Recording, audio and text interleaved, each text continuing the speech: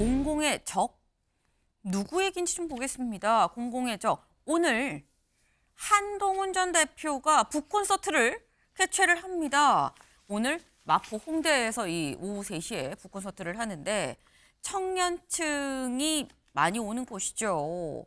대략 이 당대표 사퇴하고 한 70일이 좀 넘어서 한 2달 조금 넘어서 드디어 사실상 이 연평해전 공연에는 보러 가긴 했습니다만 거기는 본인이 말하는 본인 주인공인 자리는 아니었는데 북콘서트는 본인이 주인공인 사실상 공식 행사다라고 봐야 될 것 같아요. 이런저런 나왔다는 거 최수영 위원님. 네. 이거는 어떻게 봐야 되냐라는 거죠. 사실 이 첫 행보의 첫 일정, 장소 이런 게 다 의미가 있는 거거든요. 이 의미 뭐라고 봐야 되는 겁니까? 한동훈 대표가 지난 비대위원장 사퇴하고 나서 치른 당대표 선거에서 취임하자마자 일성이 뭐였습니까? 중도와 수도권 청년을 잡는 정당 되겠다. 아하. 중수청. 네. 지금 보십시오. 자, 중도, 수도권 청년이 딱 떨어지는 장소와 그 행사 그 기획 아닙니까? 그러니까 청년이 찾는 홍대로 하고 네. 그다음에 수도권, 서울의 한 중심지고 그다음에 이것이 바로 소구하는 것은 중도다. 이 얘기를 하고 싶은 거죠. 근데 그걸 명시적으로는 할 수 없으니까 네. 이른바 장소의 정치학을 보여주는 거다. 그렇다면 저는 함축된 메시지, 사실 북콘서트에서 할 얘기는 뻔합니다. 실제 책 내용 가지고 얘기하고 네. 뭐 저자와의 대화와 비슷하게 또 얘기도 하고 네. 그러니까 본인이 하고 싶은 얘기 하겠죠. 그런데 이미 장소에서 이미 본인이 할 얘기는 정해져 있다는 거죠. 다만 이 책에서도 밝힌 바와 같이 조건절은 달았어요. 윤 대통령에게 미안하고 지지자에게 미안하고 조건절이 이미 하나 달아놓은 상태니까 네. 여기에서 아마 본인이 하고 싶은 얘기를 하면 할 것 같아요. 우리 당이 지향해야 할 바, 만일 지금 뭐 광장의 에너지가 모이고 있지만 조기 대선이 펼쳐진다면 우리가 어디로 가야 하는가? 이기기 위해서는 어떤 스윙하는 전략을 잡아야 하는가? 이 모든 것들을 꺼내놓을 겁니다. 그런데 세게는 안 할 거예요. 제가 보기에 지금 여러 가지 공세가 그 본인을 향한 재등판에 대한 공세가 만만치 않기 때문에 아마 네. 장소의 정치학으로 조심스럽게 발걸음을 디딛고 있다. 중도 수도권 청년의 방점이 있다고 보시면 될 것 같아요. 지금 한동훈 대표가 첫 행보를 이 청년들이 많은 홍대에서 이렇게 지금 연다는 거, 북콘서트로 연다는 거 이거 중, 수, 청, 중도, 수도권 청년층을 아우르는 포석으로 지금 여길 잡은 거 아니겠느냐라는 말씀이에요. 네. 지금 이 한동훈 대표 하지만 뭔가 조심조심 한 걸음 한 걸음 내디딜 거다. 왜? 주변에 너무 적들이 많다라는 말씀을 지금 하셨어요. 오늘 한동훈 대표 뭐 저자와의 대화 뭐 이런 걸 통해서 청년들한테 뭔가 질문도 받고 여기에 대해 이 질문에 대한 답을 하는 이 시간이 있다라고 하는데 아마 이 질문도 나오지 않을까라는 생각을 좀 해봅니다. 기사 같이 볼까요? 대구일보입니다. 한동훈 보수 세력 단합성 강조 탄핵 반대 집회자의 감사 표명입니다. 한동훈 전 대표가 탄핵 반대 집회에 나온 지지자들에 대해서 감사를 표명했다라고 하는데 직접 들어보고 올까요? 대한민국과 보수와 국민의힘이 망할 거라고 생각했습니다. 그걸 피하기 위해서 결단을 한 거였는데 그럼에도 불구하고 왜 저렇게 마음 아파하시는지를 제가 잘 이해합니다. 네. 그런 점에서 미안하게 생각한다는 말씀 드리고 싶어요. 이 광장에 나온 분들에 대해서 대단히 미안하고 고맙다는 말씀을 드리고 싶어요. 다 선의로 자기 시간 내서 나오시는 거잖아요. 이재명이라는 대한민국에서 가장 위험한 사람이 나라를 망치는 걸 막아야 되겠다라는 애국심 그런 마음이라고 생각합니다. 근데 그건 제가 가지고 있는 큰 마음하고도 정확하게 일치하거든요. 네. 한동훈 전 대표 언론 인터뷰에서 뭐라고 얘기를 했느냐. 이 탄핵 반대 집회에 나온 이 사람들한테도 미안하고 그리고 고맙다라고 얘기를 했습니다. 윤경호 의원님. 미안하고 고맙다. 이건 어떤 의미로 봐야 됩니까? 넘어야 할 강이 하나 한동훈 대표 앞에 있는 그걸 지금 짚은 것 같아요. 무슨 얘기냐. 계엄엔 반대했잖아요. 네. 사실 12월 3일 저녁 국회 본회의장 안에까지 들어와서 의원이 아닌 신분에도 계엄 반대의 계파 또는 본인과 뜻을 같이 하는 국민의힘 의원 한 20여 명과 굉장히 인상적이었어요. 그런데 그 이후에 탄핵에 대해서는 그러면 그건 계엄엔 반대하는데 탄핵에 대해서는 그건 찬성할 수 없어? 지금 이런 어정쩡한 상황이잖아요. 그걸 저렇게 표현한 것 같아요. 미안하고 고맙다. 왜?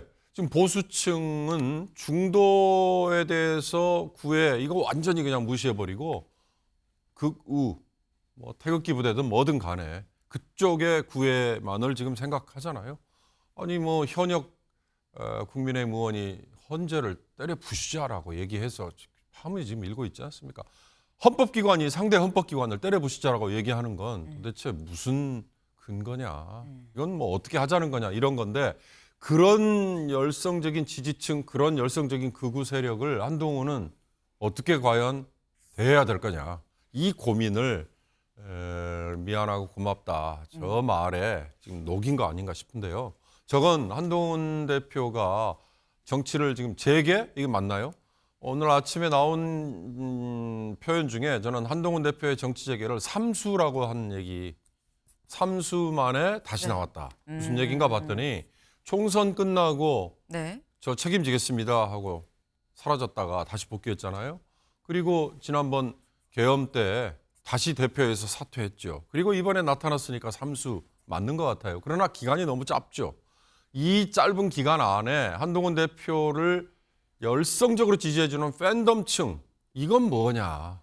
이게 지금 보이지 않으니까 지금 탄핵 반대 집회자들에게 미안하고 고맙다 이런 어정쩡한 얘기를 한 거 아닌가 싶은데요. 아까 최수영 의원이 중수청 맞는 말입니다. 청년층 중에도 공략을 해야겠죠. 그러나 과연 그런 추상적인 얘기만으로 그게 가능할까?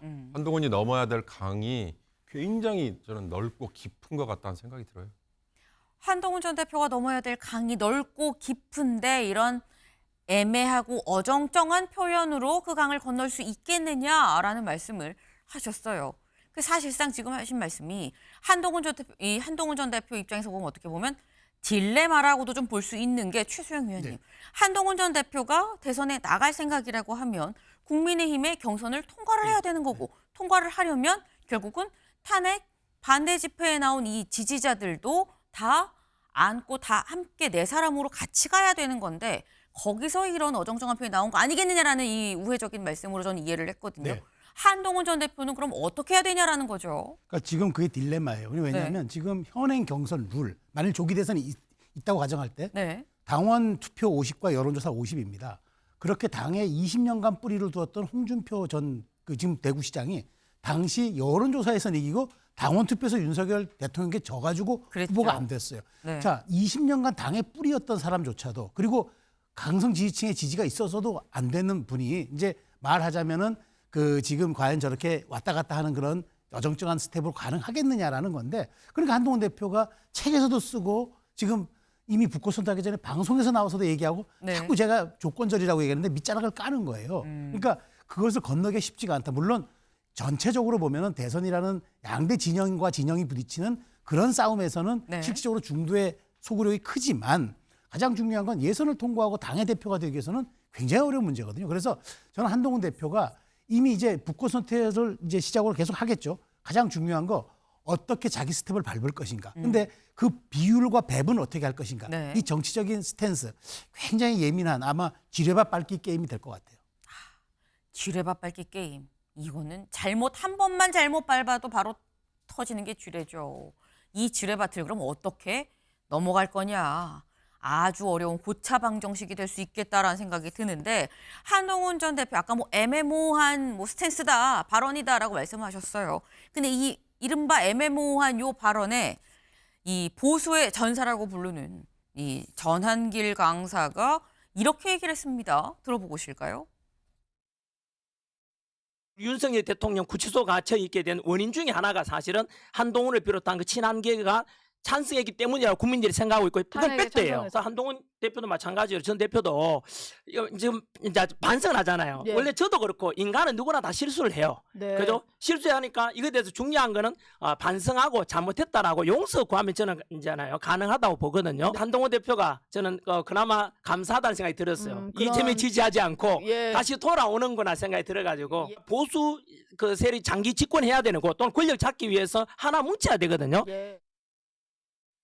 네, 전한길 강사 뭐라고 얘기했느냐? 사람은 누구나 실수할 수 있다. 미안하다고 하지 않느냐라고 얘기를 했습니다. 그러면서 지금 어쨌거나 한동훈 전 대표가 이재명 대표 지지하지 않고 이쪽으로 와준 게 나는 감사하다고 생각을 했다. 우리 보수는 하나로 뭉쳐야지 다시 집권할 수 있다라고 얘기를 했어요. 근데 이 발언에 대해서 이 전한길 씨의, 전한길 강사의 이 유튜브에 댓글이 뭐라고 달렸느냐, 이렇게 달렸습니다. 한동훈과 엮이지 마시기 바랍니다. 탄핵의 원흉입니다. 연결고리는 단호하게 차단해야 됩니다. 한동훈 끌어안고 가는 순간 폭망입니다. 뭐 이런 얘기들. 그러니까 한동훈 전 대표 감싸면 안 돼요. 손잡으면 안 됩니다. 라는 이 강한 항의에 이 댓글들이 상당히 많이 달렸다라는 거죠. 그래서인지 전한길 씨가 바로 또 입장문을 올렸습니다. 뭐라고 올렸는지 볼까요? 이렇게 올렸어요. 해명. 한동훈의 연락처도 모르고 통화한 적도 당연히 없고 일면식도 없습니다. 이재명과 민주당이 안 간 게 보수 입장에선 그나마 다행이라는 겁니다. 라고 얘기를 하면서 국민의힘 안에서 조기 대선 언급하는 한동훈 같은 사람들에 대해 부모님 살아계시는데 제사상 준비하는 자식은 호래자식이라고 강력한 표현으로 이미 여러 번 말씀을 드렸고, 이게 배신자 한동훈에 대한 전한길의 입장입니다. 라고 얘기를 했어요. 최수영 의원님. 그나마 감사하다 해서 갑자기 한순간에 호래자식이 돼버렸습니다. 네. 그게 딜레마예요. 제가 말씀드린. 자, 근데 네. 전에 얘기했던 것도 사실은 약간 조금 조소가 있는 거예요. 그나마 감사잖아요. 감사하면 그냥 감사할 일이지, 그나마 감사하고 그다음에 그 앞선 얘기가 네. 이재명하고 이재명 지지하지 않고 민주당에 안 간 게 그나마 감사하다. 사실 전직 당대표가 민주당 갈 수 있습니까? 이재명 지지할 수 있습니까? 처음부터 비꼬는 얘기였다. 그렇죠. 저는 그래서 네. 그렇게 했는데도, 그렇게 약간 중의적 어법으로 이른바 톤 조절을 했는데도 불구하고 지지자들의 댓글이 저렇게 험악하고 저렇게 아주 그냥 불쾌하게 다가오니까 본인 입장에서는 해명을 할 수밖에 없었고, 저는 한동훈 대표가 처한 현실이 이거라고 봐요. 그러니까 네. 본인은 그 사실 다시 전직 당대표의 위상과 그런 자기의 어떤 그런 그 격을 갖고 다시 도전하고 싶겠지만, 실질적으로 다시 이 당 안에서, 그다음에 강력한 지지층 안에서는 배신자 프레임이 아주 세게 작동하고 있다. 이걸 어떻게 넘을 것인가?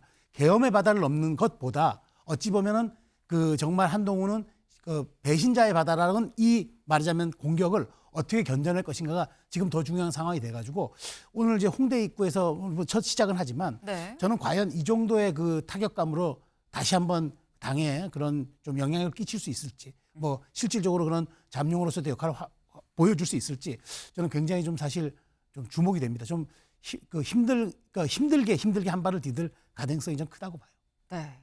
아까 지뢰반 말씀을 하셨고요. 힘들게 한 발을 좀 내딛지 않겠느냐라는 말씀을 하셨는데, 그래서 더더욱 눈길이 쏠리는 게 오늘 북콘서트죠. 오늘 북콘서트에서 한동훈 대표가 뭐라고 얘기를 할 것이냐, 지금 이 앞에 놓여 있는 넓은 강을 헤쳐갈 수 있을 것이냐라는 거예요. 윤경호 의원님은 어떻게 보십니까, 이 딜레마? 한동훈 대표에게 지금 제일 중요한 게 최수영 의원의 마지막 얘기 중에 배신자 프레임이라는 거 있잖아요. 이거 사실 대한민국 보수 집단에게 언제부터인지 굉장히 중요한 키워드가 됐어요. 떠오르시는 분 있을 겁니다. 유승민 전 의원, 박근혜 대통령 때 원내대표임에도 불구하고 굉장히 인상적인 연설과 제안을 했는데 그게 오히려 박근혜 대통령을 결국은 배신한 걸로 됐고, 나중에 박근혜 대통령에 대한 탄핵에 지금 뭐 원내대표라고 하고 있는 권성동 대표를 비롯해서 오히려 더 앞장선 분들은 뒤로 빠져 있고, 유승민 의원, 전 의원 같은 사람이 배신자 프레임에 지금 시달리고 있잖아요. 한동훈 대표도 마찬가지일 가능성이 있어요. 그런데 한번 생각해 보세요. 보수 집단 내에서 얘기하는 배신자, 네. 무엇을 배신했느냐, 누구를 배신했느냐, 이거에 대해서 한동훈 전 대표가 강한 논리적인 대응을 하지 않으면 네. 그 배신자 프레임에 아마 녹아들 거예요. 그러나 지금은 상황이 바뀌었다고 봅니다. 우선 대표적으로 박근혜 전 대통령 그리고 문재인 전 대통령을 거친 다음에 네. 보수에서 대안으로 세운 사람이 누구예요? 윤석열이라는 검찰총장 출신이잖아요. 그건 뭐죠? 배신자 프레임을 만약에 씌운다면 문재인 전 대통령에게 적폐청산의 도구로 쓰여서 충성을 다했던 그 윤석열을 어떻게 선택했느냐. 한동훈 역시 그런 점을 공략을 한다면 전 이 배신자 프레임이라는 건 그야말로 반대쪽에서 공격을 하기 위한 거다. 정말 정의와 올바름을 생각한다면 탄핵에 대해서, 아니 계엄에 대해서 네. 국민이 과연 어떻게 생각하는지 그건 분명히 입장을 밝히는 게 그게 보수에 갈 수 있는 길이고 중도를 껴안는 길이고 그게 한동훈이 그나마 돌파할 수 있는 카드가 아닐까 저는 그런 생각이 들어요. 네. 지금 이 전한길 씨가 이런 어떤 댓글 항의에 칼 차단을 했죠. 아주 명확하게 선을 그었습니다. 이런 게 바로 한동훈 전 대표가 넘어야 될 딜레마고 이 강인 거 아니겠느냐라는 얘기인 건데, 근데 전한길 씨만 칼 차단을 하고 있는 거냐? 아니다라는 거죠. 누가 또 칼 차단을 했는지 직접 들어보시죠. 그런데 한동훈은 오히려 지금의 사태에 원죄가 있는 사람이에요. 네. 국민들께 사과해야 되고 네. 국민들에 대한 사과 없이 대선에 나선다고 하는 건 모렴치한 거죠. 연대와 네. 연합은 선거를 위해서 하는 거거든요. 극우 세력이 이렇게 준동하고 네. 또 그다음에 생각보다 규모가 커지지 않았습니까? 이거- 이게 이제 국민들이 불안해하는 가장 큰 이유인데 맞습니다. 이 늘어난 극우 세력을 그럼 우리가 어떻게 극복하고 대한민국의 민주주의를 다시 회복해야 되냐. 네. 그랬을 때는 반극우 연대가 필요합니다. 네. 김경수 전 지사죠. 물론 이제 야권 인사입니다. 근데 뭐 야권 인사가 당연히 뭐 한동훈 전 대표 좋게 보겠어라고 생각을 할 수 있는데, 근데 김경수 전 지사가 조금 전 마지막 말로 뭐라고 얘기를 했느냐. 반극우 연대가 필요합니다라고 얘기하면서 뭔가 다 같이 가야 될 것처럼 얘기를 하는데, 그러면서도 하는 얘기가 최수영 의원님. 한동훈 전 대표 사과 없이 나오는 거 이거는 모렴치한 거예요라고 아주 딱 또 선을 그었어요. 그러니까 김경수 사실 전 지사가 해야 할 일은 네. 본인이 공론의 장을 왜곡시켰던 드루킹 사건에 대해서 정말 국민에게 먼저 사과하는 게 먼저지, 최소한 계엄의 바다를 건너게 했던 한동훈 대표 보고 사과하는 얘기는 앞뒤가 안 맞는 거죠. 저는 오히려 지금 여권을 더 극으로 몰기 위해서 민주당의 이재명 대표도 우클릭하지만 김경수 전 지사도 한동훈조차도 극우에 대해서 몰면서 당신이 빠져나가면 거기에 대해서 사과를 하라는 식으로 몰아붙이는 게 저는 오히려 이거 민주당의 큰 빅픽처라고 봐요. 그런 측면에서 이거는 전략적 차원에서 이해해야지 한동훈 대표를 겨냥했다고 보기 어려워서 민주당은 국민의힘을 극우 고립 작전으로 지금 다 진행하고자 하는 전략을 갖고 있는 것 같습니다. 국민의힘이 경계해야 될 대목이라고 저는 봐요. 네. 지금 김경수 전 지사도 지금 뭐 이재명 대표와 뭔가 어떤 뭐 경쟁자 이런 구도가 아니라 사실상 결국은 다 하나의 민주당의 큰 그림 차원 아니겠느냐, 전략적으로 봐야 된다라는 또 이런 말씀을 하셨어요. 또 공통적으로 나온 얘기는 한동훈 전 대표가 어떻게 본인이 갖고 있는 딜레마를 깰 수 있을 것이냐 여부가 좀 주요한 포인트가 아닌가라는 생각을 좀 해봅니다.